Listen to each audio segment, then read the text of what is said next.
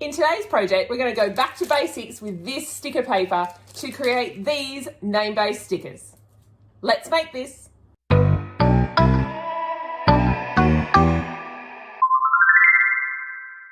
The inspiration for this project is a feeling that I've got that as YouTubers, we're doing things that are getting more advanced because we think everyone can use their Cricut. So what I wanted to do is just go back a step, and I've had some people recently asking how to make stickers, just really straightforward basic stickers, and I thought I would do a project with that. So it is just basically learning how to make stickers using your Cricut. The materials for this project are very minimal. All I need is sticker paper. This one here is a Kodak sticker paper from Officeworks and a light grip mat. So we're going to do all of our work today in Design Space, but I'm going to show you 3 different ways that you can create some name labels with different levels of difficulty. So I'm just doing my name and I'm going to do it 3 separate times. You can see that I've got Cheetown NF as one of my fonts. Then I'm using Jennifer Lynn because it's a thin font. I want to show you how you can create stickers using thin fonts. And I'm also going to use this DK Pundak because I also just wanted to show you that there's these fonts that we can't use for vinyl cutting that we can actually use as stickers because we print them and we don't need to worry about the intricate weeding and all of that kind of stuff. I've changed all of them to 10 centimeters, mainly just so I can see it. I could zoom in, but also I think that the 10 centimeters on a sticker is pretty good for this kind of stuff if you're going to put them on a book or anything like that. So I'm going to start with the Cheetown sticker.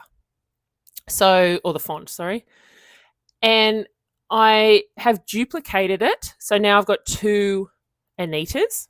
And then I'm going to do an offset. I've moved it down so that it is kind of halfway down the word Anita. I've gone to align and I've aligned it to the left. And then I've created an offset. And I've created an offset of 0.1 around the front Anita, the front word Anita. What I'm going to do is actually create a divide between 3 different Anita words. So that offset is going to become part of a gap, I suppose. So then I'm going to choose the offset and the Anita at the back of the project.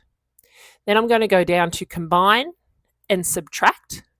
And now you can see that there is a gap between the first Anita and the front Anita. And then I'm going to repeat that again. So I'm going to align the word Anita. I'm going to give it a 0.15 offset. I'm going to then select the offset and the middle word Anita. And then I am going to go down to combine and subtract. Once I've done that, you can now see I've got 3 Anitas in a line. They're all aligned left and they are all evenly spaced apart. And then what I'm going to do is select all of the 3 words that have now been subtracted.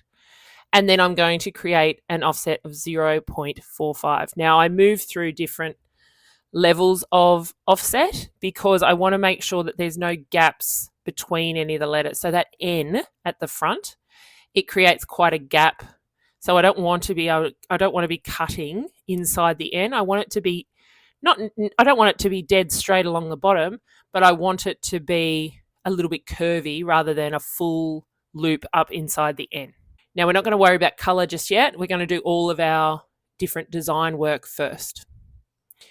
So that's the first one. The second one, which is using the DK Pundak text, all I'm going to do is 1 offset around the outside. And I'm just going to play with the offset to start with because I want to, again, same as with the first one, I want the offset not to cut too much inside my text.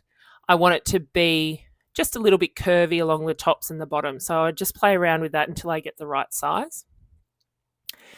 Then I'm going to stretch it.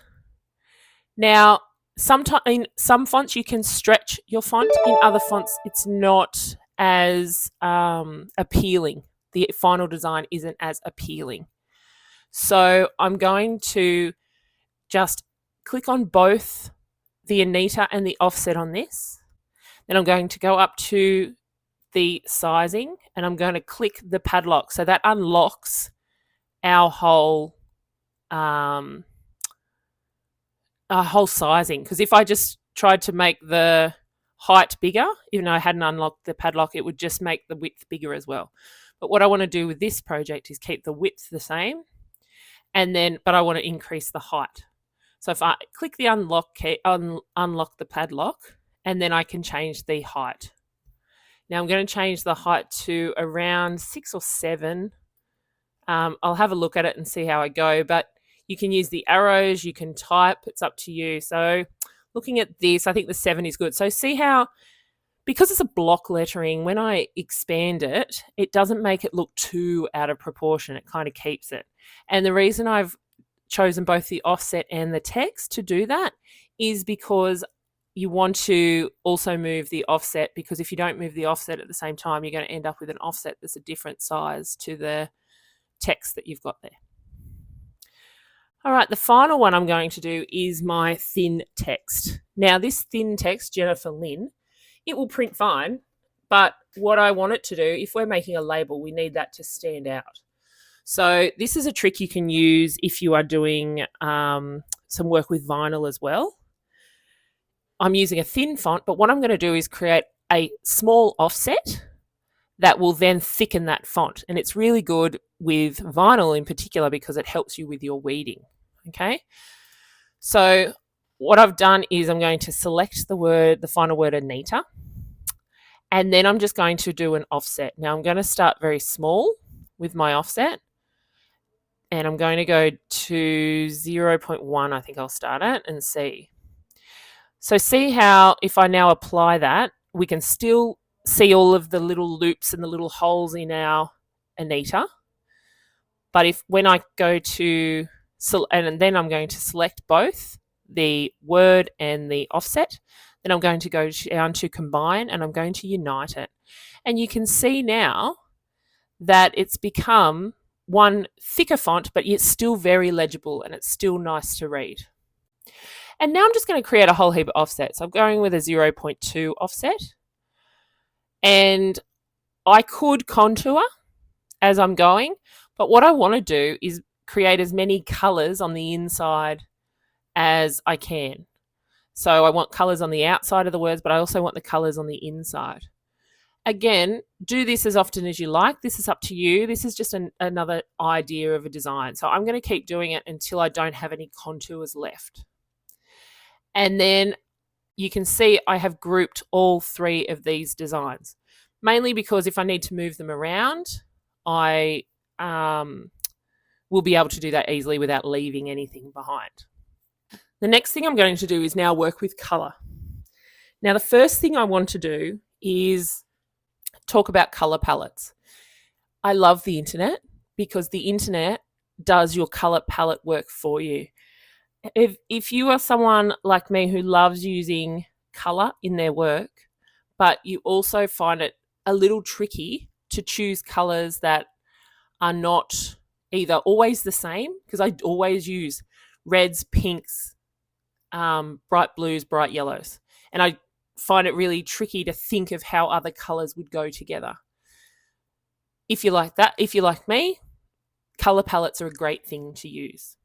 So if you go into Google and you just type in color palettes, I've written trending color palettes, and what you'll see is a number of websites will come up. You can either go to images, and I'll talk about how to use images later, or you can go to a color palette website. So I'm using Coolers today. The reason I'm using Coolers is because it's the first one that came up. But as I scroll through, you can see as I highlight different colors, you can see a code comes up. And now that code is called a hex code. That hex code is used to create color in different programs. Cricut has the ability for us to take that code and add that color code to our design. So to do that, what we're going to do is choose one color palette. So I'm going to use this really light pastel pink, blue, purple palette. So what I'm going to do is I'm going to change the color of Anita to start with. So if I just click on the color in the color palette, you will see in this one in particular, it says code copied. That's really good because it means that it's now copied it to our clipboard. And then when we go into Cricut, we make sure we've selected either the word or the offset that we're trying to use. You go up to the color block next to our operation, and then you click on advanced. And when you go down to advanced, you can see that there's a hex code. So it starts with a hash and then it's got a whole heap of numbers after it or letters. We just copy and paste the code that we got from the Coolers website. And you can see that now all of my colors of all of my words have changed. So I can add that exact color palette to my design. That doesn't necessarily mean that it's going to work as a sticker. So once I've added all of those colors, I'm going to highlight the whole lot, that whole group, and then I go down to the right and hit flatten. Now, flatten is how we are making sure that our design is going to be a print and cut.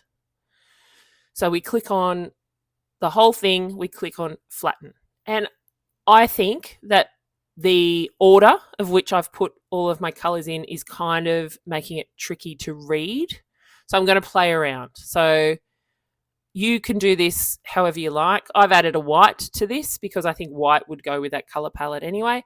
And I've just played around, but I do like to see a little bit of definition. So the word Anita is in a darker color. And then I've got kind of like a mixture of the dark and the light so that it makes each of those areas stand out. But you play around with it and you do it however you like. But I think that's a really cool way of working a color palette into your final design. Make sure that you click on that whole group though and flatten it after you've played around with it. So you can go to unflatten to change your colors. Make sure you go back and you flatten it. Now, with the next one, we're going to do the 3 words. Now, the Pantone trending color for 2025 is mocha latte. So I'm going to create a mocha latte style color palette for that sticker that's got the 3 different Anitas in it. Now I'm going to show you a different way to do that. So we could go and try and find a color palette using the Cooler website. But one thing I saw the other day when I was watching another person doing a YouTube is that Color Picker extension on Chrome will allow you to then use any image and get the hex code from it. So I've clicked on, and this is in Google Chrome. If you're not using Google Chrome, this won't work. But if you are using Google Chrome, you go to the 3 dots on the right-hand side up the top of your Chrome browser. You click on extensions and it says go to the Chrome Web Store, and it will take you to the Chrome Web Store. Now, the Chrome Web Store, you can search for a whole heap of different things. There's heaps of different extensions, but I've gone and searched Color Picker. Now, there's a whole heap of different ones. I've just chosen the first one. I don't think this is the one that the person used on YouTube. It's a different one, but it's going to do a similar job. So I'm going to add it to Chrome, and it downloads it and puts it into, once I hit add extension, it puts it up the top next to my name in the search bar. So that little puzzle piece now has all of my extensions. I'm going to pin it to my search bar because I want to be able to find it. I will use it over and over again. I can just feel it. So all I need to do is click on that and it will come up, and all I have to click on is pick. So if I click on pick, it then creates like a square, and all I need to do is hover over the color I want, and then it comes up with a code. It either comes up with the hashtag code, which is called a hex code, or the RGB code. And then I click on those two squares, and what it's done is it's copied that code, and I just need to select the Anita that I want, go down to advanced as before, and paste. Make sure it doesn't have two hashtags, and then paste, and you can see now my color has changed. So I'm going to do the same thing as I did with Anita, and I'm going to play around with the color choices. I just keep using that extension. I'm going to use the light browns for the three Anitas, and then I'm going to do the dark brown around as my big offset.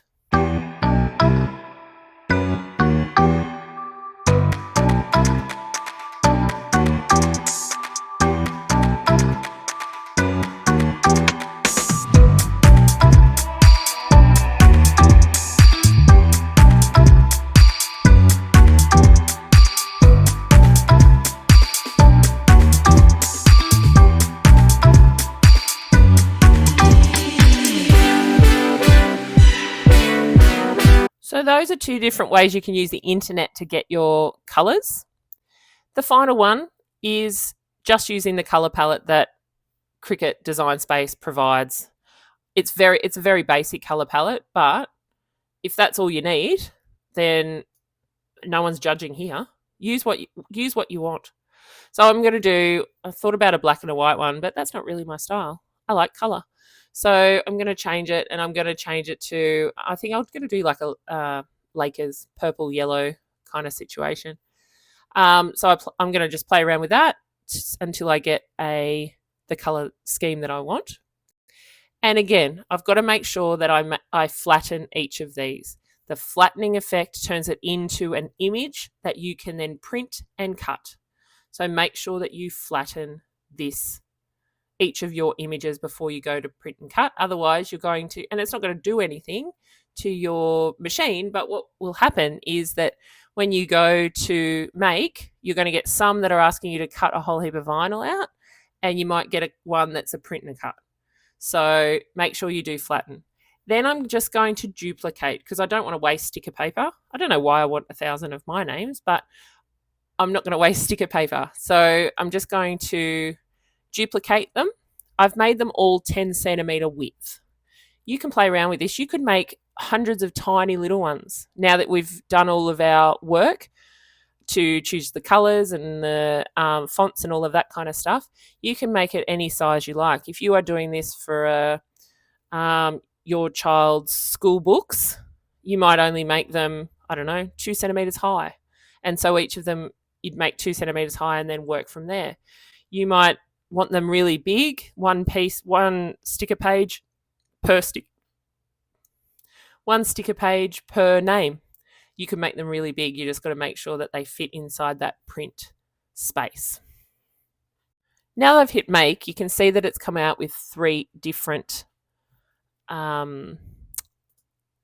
pages, but we can definitely fit more than 2 stickers per page here. So it's a matter of just moving them around. To move them from matte to matte, remember you just click on a sticker, and then the 3 dots inside the circle. If you click on that, you can go to move object. You choose the matte you want to move it to, and then you can play around. Now you can't change the size here. So if you decided, I can't believe that I can only fit that many on a mat, you can actually go back and change the size of your stickers, but you're going to have to cancel this process and go back into the Design Space canvas to do that.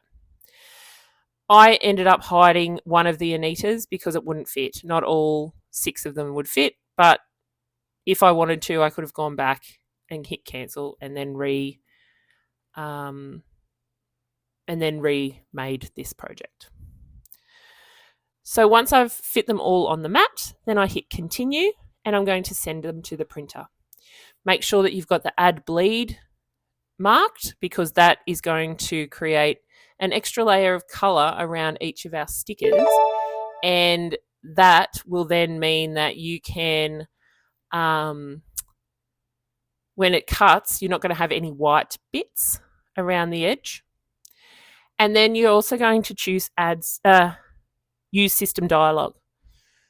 If you've got a Mac, your system when you hit print, your system dialog will appear behind your window. So you're going to have to just minimize your window and you'll find your print settings. If you've got a Windows computer, it will just appear and you won't have any dramas. Then you're going to make sure that you choose the right paper, the right tray, all of that kind of stuff.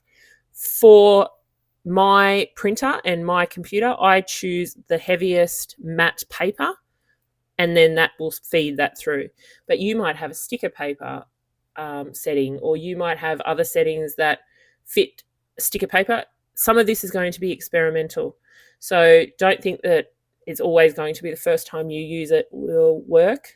So just be a little bit patient and maybe just have an understanding that some of those pages may end up in the bin. Once you've printed it, then you're going to cut it. So I did a little bit of a Google search and I found that washi sheet creates kiss cut stickers, which are essentially the sticker sheet and all the stickers are on it, and then you peel it off.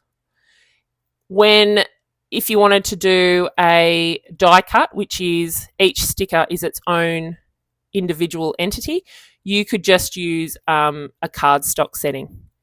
So I'm using a washi sheet setting because I want to do a kiss cut for this particular project.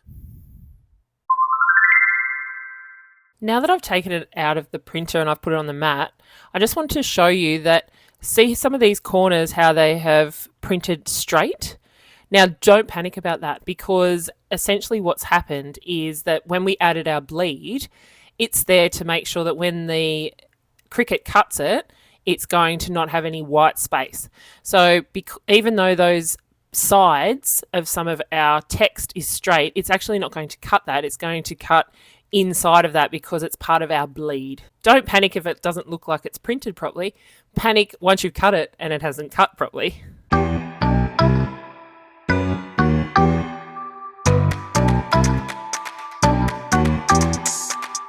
I'm just testing that this has cut through. I used the washi setting, as I said before, for this paper, and I've never done it before, so I thought before unloading the mat, I would just test it. So all I've got is my weeding tool, and I'm just lifting that corner up. So you can see here that as I lift it, it's fantastic. It's cut all the way through, but this paper or the ink hasn't set properly, so I'm starting to get a little bit of damage on that corner though. That's a bit of a problem. Now that it's come out of the machine, I'm checking the cut. So you can see that the cut has actually stayed within the coloured component, so we won't get any of that white issue. So the bleed has actually worked, even though the print has been that straight line. So when we take the sticker paper off the mat, you'll notice that the whole sticker paper comes as one piece and none of those stickers fall out. That's because we've done a kiss cut, which means that we have cut them so that the paper stays intact. If we had done a die cut and we'd cut it a little bit heavier, you would have seen each of the names would have come out as a separate sticker. I have done that style of sticker before. If you go back to the Rockstar sticker tutorial, you'll see how a die cut sticker comes out of your Cricut. And then you can see I've just kind of bent the sticker paper a little bit just to start off the break between the sticker paper and the sticker, and then it's very easy for me to just lift my name and then place it onto the corner of my folder. I think the final product looked pretty good. Only thing I'm upset about or annoyed about, I guess, is that I didn't let the ink dry enough. So you can see as I zoom out and show the rest of the sheet, some of those colours have actually lifted. So particularly on the browns and a little bit on the blue and the pink one as well. So even though this is a laser printer paper or sticker paper, I would still give it a little bit of time. I've not had that issue before because usually I put some clear laminate over the top of my stickers before I cut them. So I've never really had that issue where the ink has lifted off. But if you're doing it this way, I would just leave it for a little bit longer, because when I did a test print, I left it for ages, and now I've tried to rub off the ink and it hasn't really rubbed off. So when you're doing your, when you're using the paper for a laser, I'm not sure about the inkjet. I assume it would have similar issues. Just let it dry a little bit before you start then cutting and trying to lift it off the sticker paper. This is a fantastic project if you are starting out with creating stickers or you've just started using your Cricut. It's also really good just to test out your skills, play around with colours, all of that kind of stuff. And it's a very quick and easy project if you need labels for books or anything like that. So I hope you've enjoyed today's project, and I look forward to seeing you next week for our latest one. Thanks for watching. Please don't forget, you can always jump on my Instagram, head over to my Etsy store, or even check out the videos YouTube recommends for you down below.